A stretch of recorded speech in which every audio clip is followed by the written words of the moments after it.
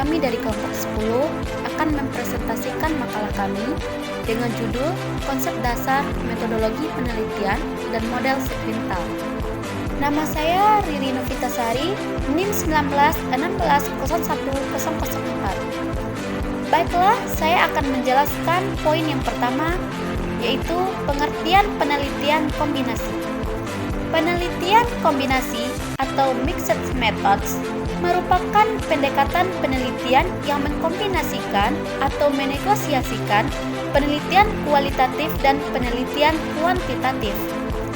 Sugiono 2014 juga menyatakan bahwa metode penelitian kombinasi adalah suatu metode penelitian yang mengkombinasikan atau menggabungkan antara metode kuantitatif dan kualitatif untuk digunakan secara bersama-sama dalam suatu kegiatan penelitian, sehingga diperoleh data yang lebih komprehensif, valid, reliabel, dan objektif. Dalam pelaksanaannya, metode kualitatif dan kuantitatif yang digunakan tersebut dapat digunakan secara bergantian. Pada tahap pertama, menggunakan metode kualitatif sehingga ditemukan hipotesis. Selanjutnya, hipotesis tersebut diuji dengan metode kuantitatif. Terdapat dua desain dalam penelitian kombinasi, yaitu sequential design dan concurrent design. Yang pertama, model sekuensial. Metode ini dikatakan sekuensial karena penggunaan metode dikombinasikan secara berurutan. Bila urutan pertama menggunakan metode kuantitatif dan urutan kedua menggunakan kualitatif, maka metode tersebut dinamakan kombinasi model sekuensial explanatory. Dan bila urutan pertama menggunakan metode kualitatif dan urutan kedua menggunakan metode kuantitatif, maka metode tersebut dinamakan metode penelitian kombinasi model sekuensial exploratory. Yang kedua, model konkuren. Pada tipe konkuren atau campuran, penggabungan dengan cara dicampur dalam waktu yang sama. Dalam hal ini, metode kuantitatif atau kualitatif digunakan untuk menjawab satu jenis rumusan masalah atau satu jenis pertanyaan penelitian. Nama Sinta Dena Putri, NIM 1916010036. Baiklah, saya akan melanjutkan poin bagian B, yaitu langkah penelitian desain atau model sekuensial explanatory. Metode kombinasi sekuensial adalah suatu prosedur penelitian di mana peneliti mengembangkan hasil penelitian dari suatu metode dengan metode yang lain. Metode ini dikatakan sekuensial karena penggunaan metode dikombinasikan secara berurutan. Bila urutannya pertama menggunakan metode kuantitatif dan urutan kedua menggunakan kualitatif, maka metode tersebut dinamakan kombinasi sekuensial explanatory. Langkah-langkah penelitian ini, yang pertama, metode kuantitatif. Yang A, masalah dan potensi. Penelitian kuantitatif dilakukan berangkat dari masalah dan potensi yang sudah jelas. Yang B, landasan teori dan hipotesis. Masalah dirumuskan, maka penelitian mencari dan memilih teori yang relevan sehingga dapat digunakan untuk memperjelas masalah, memberi definisi operasional, merumuskan hipotesis dan mengembangkan instrumen. Yang C, pengumpulan analisis data kuantitatif. Setelah hipotesis dirumuskan, maka hipotesis tersebut selanjutnya akan dibuktikan kebenarannya berdasarkan data. Yang D, hasil pengujian hipotesis. Penyajian data ini merupakan langkah terakhir dari metode terhadap pertama, yaitu metode kuantitatif. Data kuantitatif yang telah dianalisis dan dihipotesis yang telah diuji selanjutnya disajikan dalam bentuk tabel, grafik, gambar, dan narasi singkat. Yang kedua, metode kualitatif.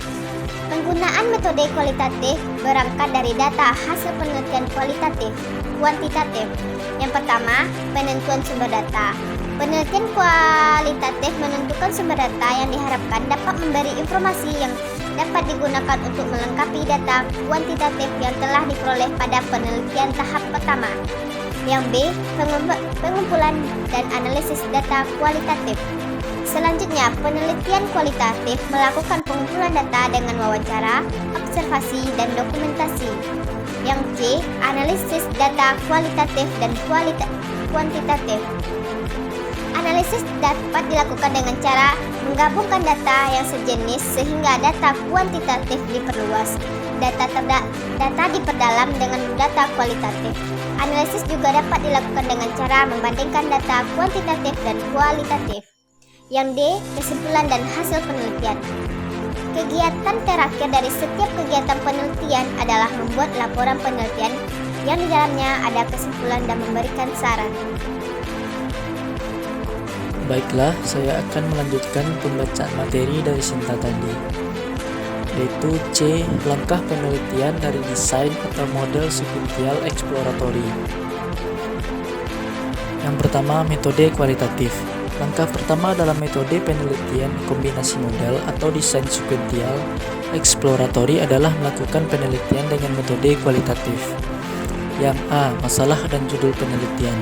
Setiap penelitian dimulai dari masalah tertentu. Masalah dalam penelitian kualitatif berbeda dengan masalah dalam penelitian kuantitatif. Masalah dalam penelitian kualitatif belum jelas, masih remang-remang bahkan masih gelap, sehingga masalah yang dibawa peneliti kualitatif masih bersifat sementara. B. Kajian teori. Teori berfungsi membantu peneliti untuk membuat berbagai pertanyaan penelitian, memandu bagaimana mengumpulkan data dan analisis data. Selanjutnya, yang C. Pengumpulan data dan analisis data. Pada penelitian kualitatif, pengumpulan data, analisis, dan pengujian kredibilitas data lebih banyak dilakukan secara bersamaan. Selanjutnya, yang kedua, metode kuantitatif. Langkah-langkah penelitian metode kuantitatif sebagai metode primer seperti di bawah ini. Yang pertama yaitu penelitian berangkat dari masalah atau potensi. Yang kedua, setelah masalah dirumuskan, maka selanjutnya peneliti memilih teori yang dapat digunakan untuk memperjelas masalah, merumuskan hipotesis, dan menyusun instrumen penelitian. Yang ketiga, data kuantitatif yang telah terkumpul dengan teknik pengumpulan data kuantitatif, dan data kualitatif yang telah terkumpul dengan teknik pengumpulan data kualitatif. Selanjutnya dianalisis untuk digabungkan dan dibandingkan, sehingga dapat ditemukan data kualitatif mana yang memperkuat, memperluas, dan menggugurkan data kuantitatif.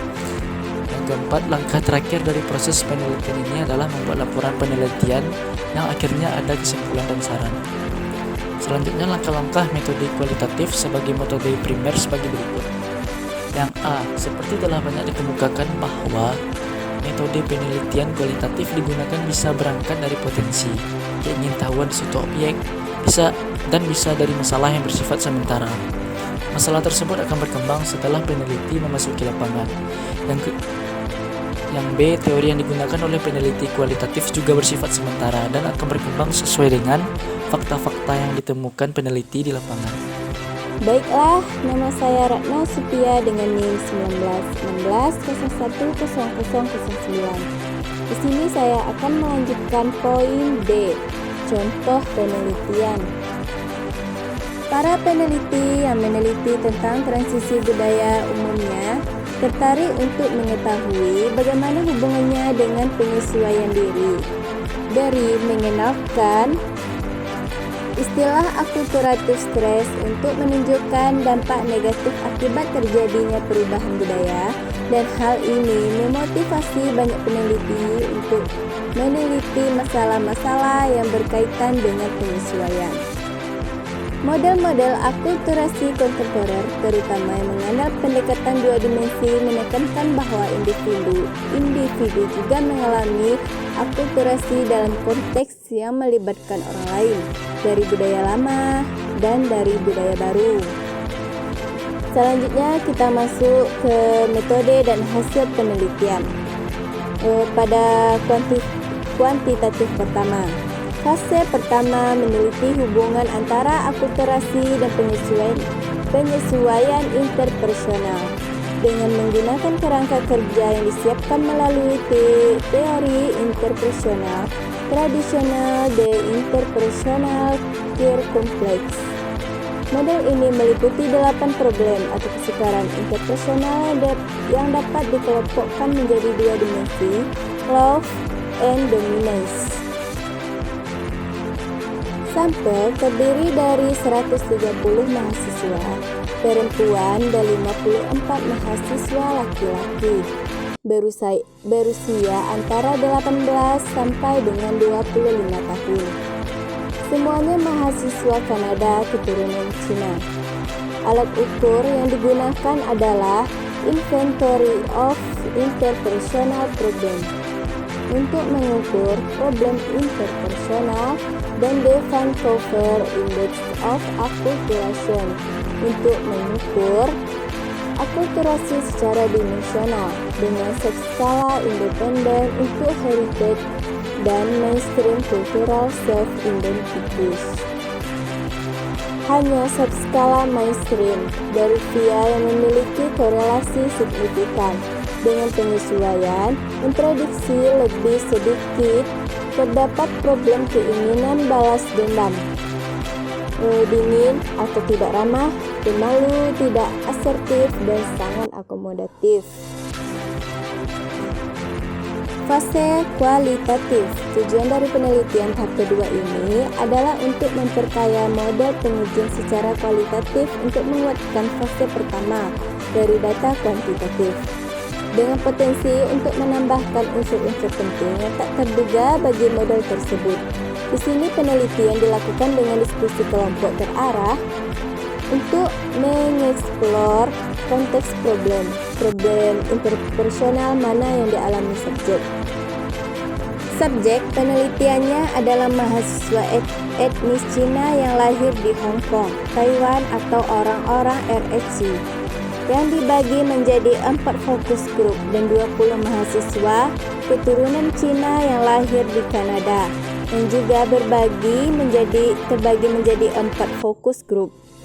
Setelah semua subjek menjawab serangkaian pertanyaan pendek yang sifatnya open-ended mengenai pengalaman akulturasi mereka, kemudian anggota-anggota kelompok mendiskusikan jawaban mereka.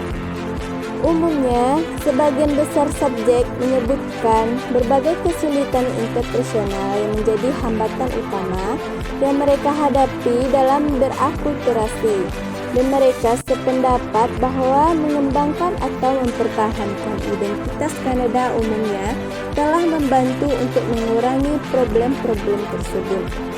Secara khusus, bahwa subjek kelahiran Kanada mengatakan bahwa mereka sering mempunyai lebih banyak problem berhubungan dengan individu-individu kelahiran Cina, termasuk dengan kedua orang tua mereka sendiri dan anggota keluarga mereka yang lain.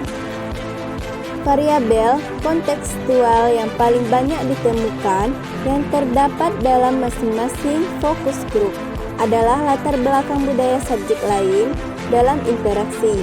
Secara singkat, hasil penelitian kualitatif sejalan dengan hasil penelitian kuantitatif fase pertama, bahwa pada tingkat akulturasi mainstream yang lebih tinggi memiliki hubungan dengan problem-problem personal yang lebih sedikit untuk berbagai tipe problem. Akan tetapi, sampai sejauh mana faktor-faktor konteks budaya yang dilukiskan oleh fokus group merupakan tambahan keterangan yang dibutuhkan bagi model interpretasi belum jelas. Oleh karena itu, faktor-faktor tersebut digabungkan ke dalam model dan diuji dalam penelitian kuantitatif fase kedua.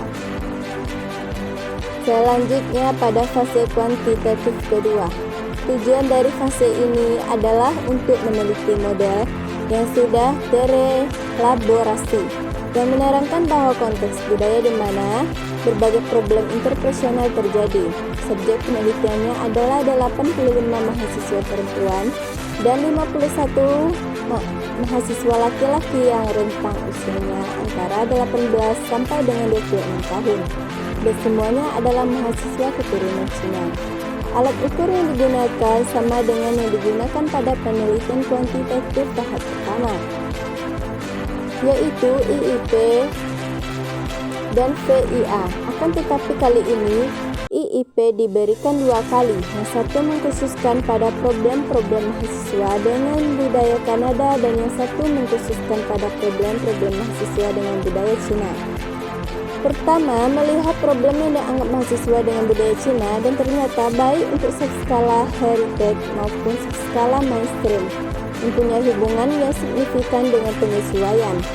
Skor yang tinggi pada subskala heritage secara signifikan memprediksi lebih banyak problem, sangat bersifat menguasai atau mengendalikan, tidak suka mencampuri, berkorban diri, dan lebih sedikit dengan problem dingin atau tidak ramah.